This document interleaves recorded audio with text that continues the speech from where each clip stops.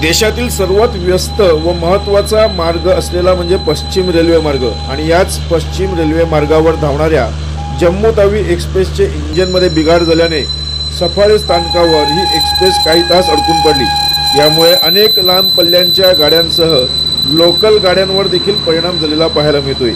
तर दुसरे इंजिन लावून जम्मू तावी एक्सप्रेस गाडी रवाना करण्याचा प्रयत्न देखील सुरू आहे।